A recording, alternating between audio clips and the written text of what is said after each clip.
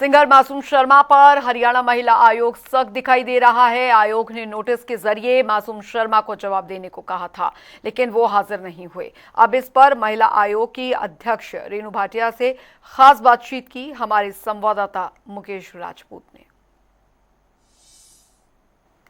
Haryanvi singer Masoom Sharma ने देवभूमि उत्तराखंड में जिस तरीके से कॉलेज के अंदर एक परफॉर्मेंस के दौरान जो जिस भाषा का प्रयोग किया, उसके बाद देहरादून के अंदर जो है वो कहीं ना कहीं एफआईआर दर्ज हुई। और इसके साथ साथ हरियाणा महिला आयोग की जो चेयरपर्सन है या हरियाणा महिला आयोग है, उसकी तरफ से भी एक नोटिस जो है वो मासूम शर्मा को दिया गया और तलब होने के लिए जो है वो आज का समय रखा गया था। हमारे साथ महिला आयोग की चेयरपर्सन रेणु भाटिया मौजूद हैं। मैडम, जिस तरीके की भाषा का प्रयोग किया गया, हरियाणवी कलाकार है, आपकी तरफ से भी जो है वो नोटिस भेजा गया तलब होने के लिए, क्या कुछ रहा, क्या तलब हुआ या किस तरह की चीजें रही?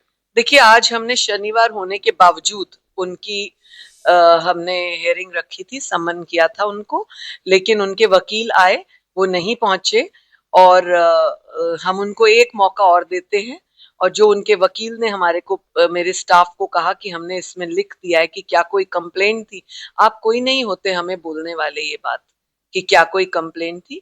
हम आपने पब्लिक प्लेटफॉर्म पे जाके इस तरह के शब्दों का इस्तेमाल किया। आप अपने आप को हरियाणा का कहते हो, या तो आप खुद को हरियाणा का मत कहो ताकि हरियाणा के संस्कारों की, हरियाणा की बेइज्जती ना हो। और आपने कल अपनी प्रेस कॉन्फ्रेंस में भी कितनी हल्की हरकतों का जो है उदाहरण दिया। आपने कहा मैं 2009 से पीता हूं, क्या कहीं मेरी शिकायत है? मैं तो पीता हूं और इस तरह से गालियां देता हूं। आपने कहा मैं 2 घुट पीकर टेंशन में आ जाता हूं। क्या ये आप हमारे बच्चों को आइकॉन बनने की कोशिश कर रहे हैं? आप सीधा सीधा उनको नशे की बात बता रहे हैं कि नशा ऐसे करके, नशा करके आप गालियां दे सकते हो। तो ये संस्कार नहीं चलेंगे। आपने देहरादून के डीएवी कॉलेज में यह हरकत की, देहरादून में आपकी एफआईआर दर्ज हुई और देहरादून के ही लोग हमें लिख लिख कर और फेसबुक पर पूछ रहे हैं कि आपका कलाकार आके देहरादून में क्या करता है, इस तरह की गाली गलौज। इसीलिए हमने आपको सम्मन किया था और ये हमारा राइट है और हम आपको दोबारा एक मौका देंगे। मुझे लगता है कहीं अगर समझदारी, इंसानियत और संस्कार कहीं भी अगर थोड़ा बचा है तो आपको आकर अपना जवाब देना चाहिए। आज का जिस तरीके से सम्मान दिया गया था, पेश होना था, परंतु वो नहीं पहुंचे, तो क्या मानते हैं कि कहीं ना कहीं महिला आयोग को काफी हल्के में लिया जा रहा है, कानून को काफी हल्के में नहीं ले सकते हैं। महिला आयोग को हल्के, आपने देखा पहले भी किसी ने इस तरह की हरकत करी, उनको आना ही पड़ा। महिला आयोग को हल्के में नहीं ले सकते। महिला आयोग जब अपनी पे उतर आएगा तो फिर इनको जान बचानी मुश्किल हो जाएगी, ये सोच के रखें। आप इस तरह से महिलाओं को पब्लिक प्लेटफॉर्म्स पे गालियां नहीं दे सकते। आप इस तरह से महिलाओं के लिए हल्की बातें नहीं कर सकते।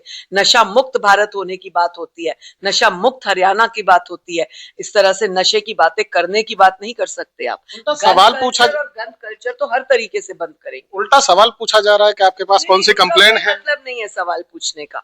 हम उनको कुछ नहीं ऐसा मानते कि वो हमसे सवाल पूछे। जो तो कार्रवाई है वो, अब आगामी कार्रवाई क्या कुछ माने? एक मौका उनको और दिया, हम डेट देंगे, अदरवाइज हम कार्रवाई करेंगे।